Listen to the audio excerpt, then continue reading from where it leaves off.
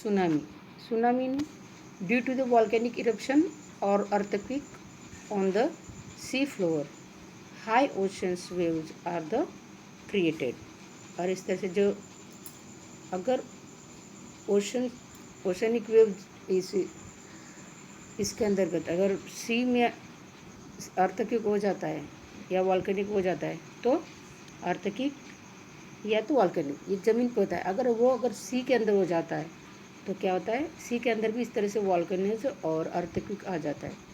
तो ये आने के कारण क्या होता है, ओशनिक वेव्स जो होते बहुत बड़े बड़े वेव्स बन जाते हैं। तो they are the high and have the unimaginable length. बहुत बड़ा लेंथ, इसका लेंथ भी बहुत बड़ा और उसका हाइट भी बहुत बड़े बड़े हाइटेड इस तरह से वेव्स होते हैं। तो इस तरह से यहाँ पे पिक्चर में देख रहे थे किस तरह से बड़े बड़े हाइटेड ये वेव्स है और कितना लेंथ उसका। एक ही बार ऐसा नहीं कि एक साइड में पूरा का पूरा एरिया वो इतना बड़ा लेंथ में से वो आ सकता है। तो इस तरह इसको बहुत सारे नुकसान भी हो सकता है। यहाँ पे हम देख रहे हैं कि किस तरह से वेव्स आने के कारण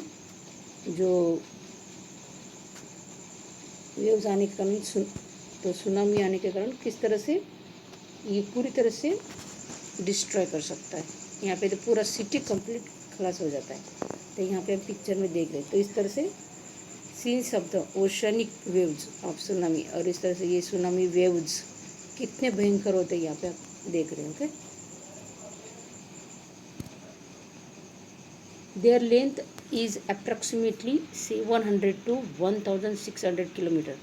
उसके वेव्स कितने हाइटेड होते हैं, 700 to 1600 किलोमीटर। इतने लेंथ इतने दूर तक वो इतना स्प्रेड, इतना दूर तक वो लेंथ में होते हैं। These waves is travel with a great speed and force.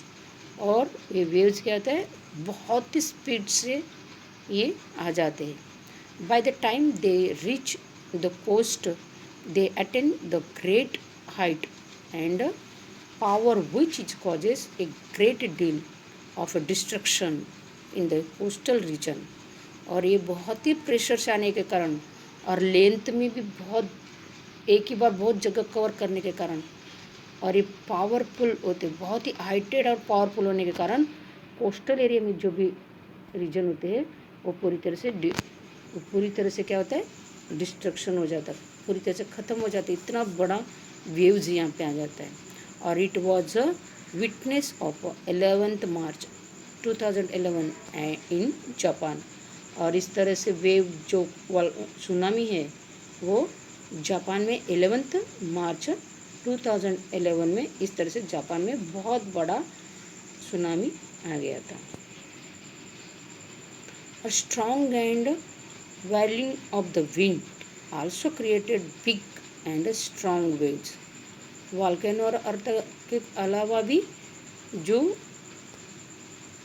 Wind और जो स्ट्रॉन्ग एंड व्हर्लिंग विंड, बहुत प्रेशर से, हवा के प्रेशर से भी क्या होता है, इस तरह से बहुत बिग एंड स्ट्रॉन्ग वेव्स बन जाते हैं।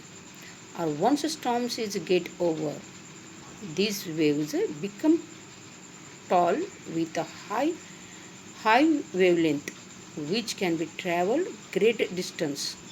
और इस तरह से वो जैसे ही हवा का प्रेशर बढ़ जाता है तो वो क्या होता है, बहुत बड़े बड़े टॉल हाइटेड वेव्स बन जाते हैं। Such waves cause a great destruction in the coastal region. और इस तरह से वेव्स भी कोस्टल रीजन के एरिया में रहने वाले लोगों का बहुत सारा नुकसान हो जाता है। Hence they are the known as a destructive waves. और इसको क्या बोला जाता है, डिस्ट्रक्टिव वेव्स।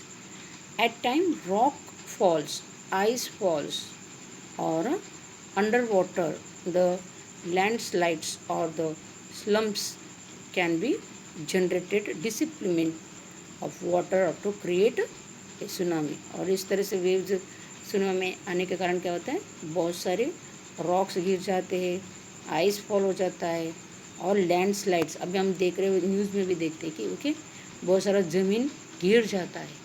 और इस तरह से बहुत सारा यहाँ पे नुकसान हो जाता है।